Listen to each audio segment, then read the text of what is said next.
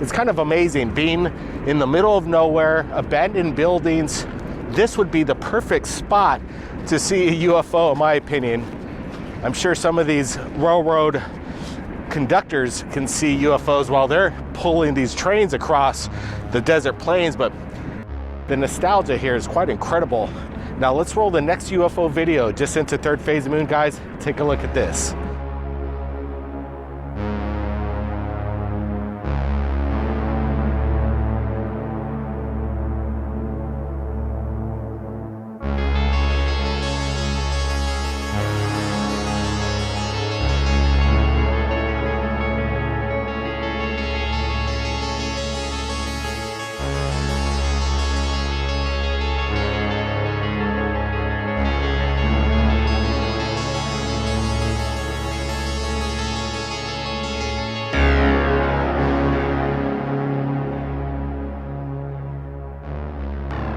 Soho imagery coming in from NASA themselves, what appears to be some kind of square-shaped structure coming out of the sun. Is this simply some kind of anomaly or something that we could dismiss as ordained? Or is this something otherworldly or extraterrestrial? Look at these videos and these stills.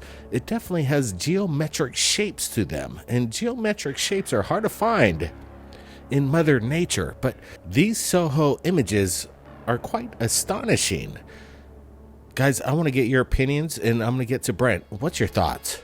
Yeah, it's pretty cool. I like the way we see the sun rotating in still captures that are captured by the Soho, and you see this kind of square-shaped object kind of follow the surface of the sun. It just doesn't remain static in the middle. It seems to be rotating in the same direction the sun is, and that's pretty unique. This is really outstanding footage. We see clear characteristics of something that looks like a square object, and if this is indeed a craft, I'll give it the size of much bigger than the planet Earth. I would say it's almost the size of Jupiter. What we're looking at here is massive. And I'm sure people are speculating right now in the comments. They call it the Borg. And obviously the Borg is... Watch your step there. Brent's behind the camera right now, but we're looking at this place, and it is very desolate. I'm thinking, guys, should we spend the night over here tonight, or what's your thoughts? It looks like the ventilation is very open in this building. I'd imagine it's probably from the 1890s, maybe 1920, somewhere in between that circa, but quite incredible. Guys, the UFO phenomenon's real, especially when you're on these road trips. People explain to us as we traverse across the country about the phenomenon, and they're telling us their sightings. Something's going on out here. There is a mystery. And speaking of mysteries, the Bigfoot enigma continues. Stunning clear photos have recently surfaced on the internet, and we're looking at it right now with you. And as we zoom in closer, you can see some kind of maybe the supposed baby Bigfoot clinging to the mother's back or the father's back, cuddled, clinging. And now we're looking at a close-up of the facial features of the father or mother. Not exactly sure. Is this some kind of big hoax? All I know is that the Bigfoot enigma is picking up lately on social media, so we're going to cover it, especially with compelling photographs such as these. It would be something quite difficult to pull off a hoax like this, and like I say, when we're looking at this, you can see a toddler of a Bigfoot just kind of sleeping on the shoulders of Bigfoot. Brent?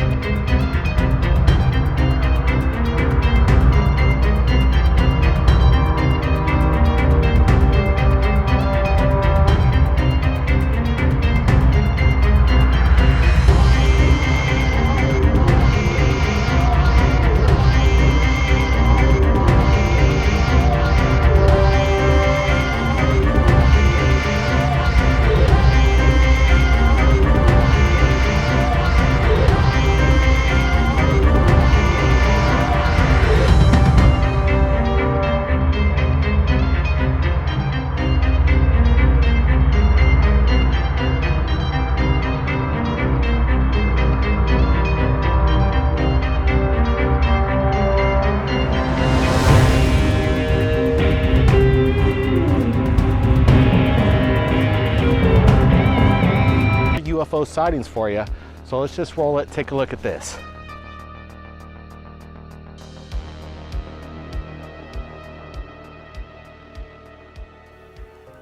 So we're looking at this closely. Broad daylight, strange saucer-shaped craft. Here we go again, guys. What's going on in Brazil?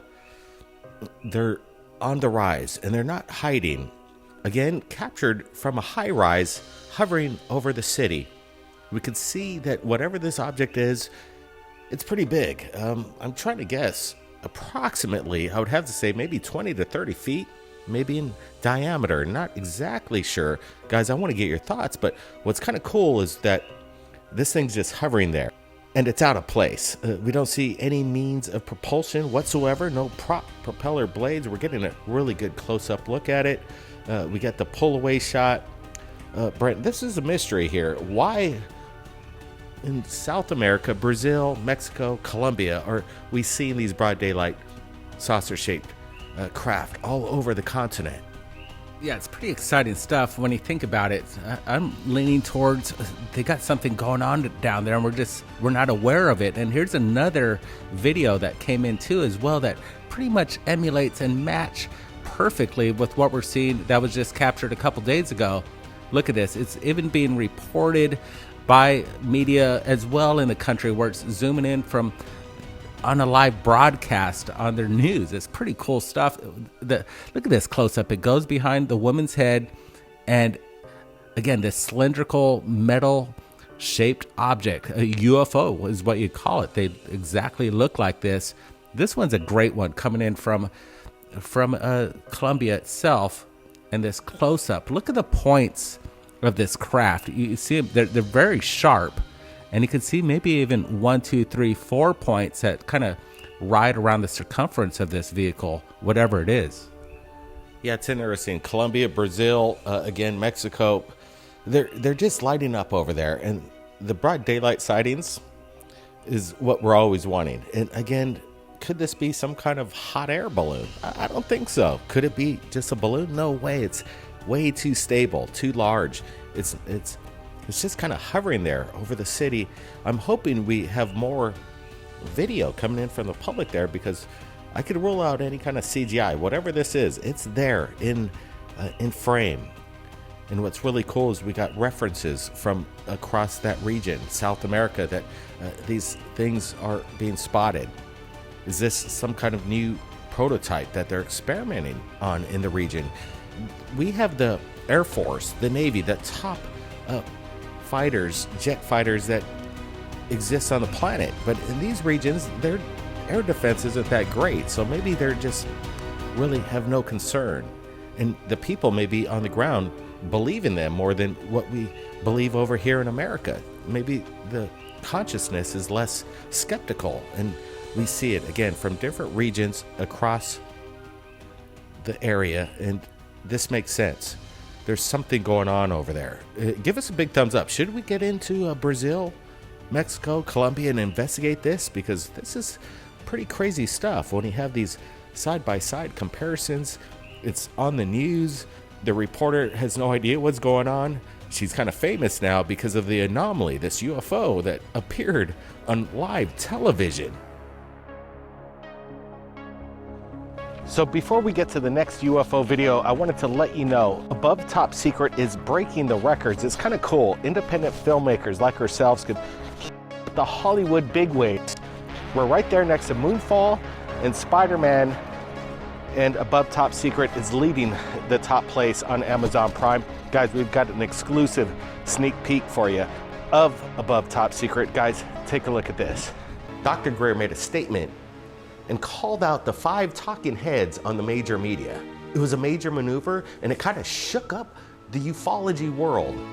He called out Lou Elizondo, among others. We reached out to them all to invite them on a cordial debate. Let's discuss this like grown men. We have received hostile responses to the invitation. Some were quite provocative. All right, I'm going to assume then that you're not going to take up Dr. Stephen Greer on his offer to have a online live debate on Third Phase of Moon then. Who's Greer? There you go. I'm kidding. Look, I don't negotiate with terrorists. Bottom line. Yeah, Lou's got some issues. He called you, like he says he doesn't negotiate with terrorists. Yes, well, I mean, you know, myself and some people who worked with me have been called terrorists, every other thing, traitors, because we're not willing to go along with this corrupt game, and we call it out. Dr. Stephen Greer coming at you at different angles and all the sublets that they have around them coming at you. I mean, how hard is that to deflect all of that pressure? I don't know what to tell you, man, but look, Heaven's Gate and Jim Jones comes to mind. Insane, the moral high ground that he thinks he occupies in this situation. I think it's turning people against each other. You have these five guys, and they have a narrative. They're not moving from it, and it's not the truth. He will never debate with anyone that has any knowledge. And for him to say that Dr. Greer is a terrorist or is someone who is lacking in knowledge or truth is ridiculous. It's preposterous. That's right. Above Top Secret, it's shocking, it's controversial, and it is mind-bending in regards to some of the statements that people say in this field. Sometimes we're just trying to get the truth out, but there are people that want to get in the way, and it seems that Dr. Greer and Lou Elizondo have a clash going. And it was great that Dave Scott was able to get those questions into Lou Elizondo and find out maybe his true character. It was interesting to me when he called Dr. Greer a terrorist and a crybaby. But it's interesting that when we asked the questions to some of the people in regards to Above Top Secret, like retired FBI agent John D'Souza and Jim Goodall, they came to the defense of these statements that was directed towards Greer and possibly Third Phase of Moon. We're not exactly sure. We still have the invitation open to Lou Elizondo to talk to us right here at Third Phase of Moon. No strings attached. Just Brent and I could ask simple questions. Obviously, we ask the big ones, but there's not going to be any kind of attack situation. Lou, if you're still open, Third Phase of Moon, we're ready to get it on. So let's do this. And if you're interested to find out more, this movie, this documentary, Above Top Secret, is blowing up right now on all streaming services. Guys, take a look at it. Show your support for Third Phase Moon. Tell everybody. The word needs to get out. There's something being hidden from us. The question is, how advanced is it? And could it change humanity overnight? Now, thanks everybody. We'll see you real soon. Along with my brother Brent, we're still traveling to Los Angeles. And this road trip's not over, but we've got more UFOs. So make sure you hit that thumbs up. We'll see you. If the crash retrievals are true, then all bets are off.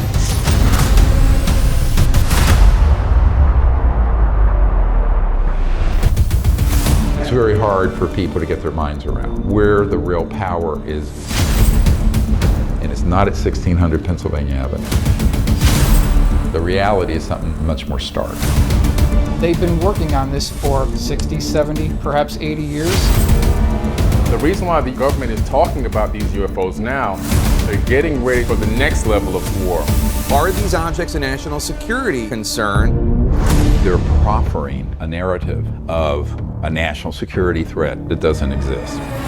I call them alien reproduction vehicles. They're made by private corporations somewhere on this planet. Technology from Roswell from 1947 has largely been held back from us. Portal technology, teleportation, whatever you can imagine, it's already been done.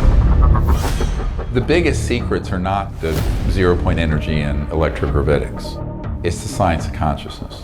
All their communication systems are moving through the consciousness field and are thought actuated. The people of the CIA call it WSFM, weird science and frickin' magic.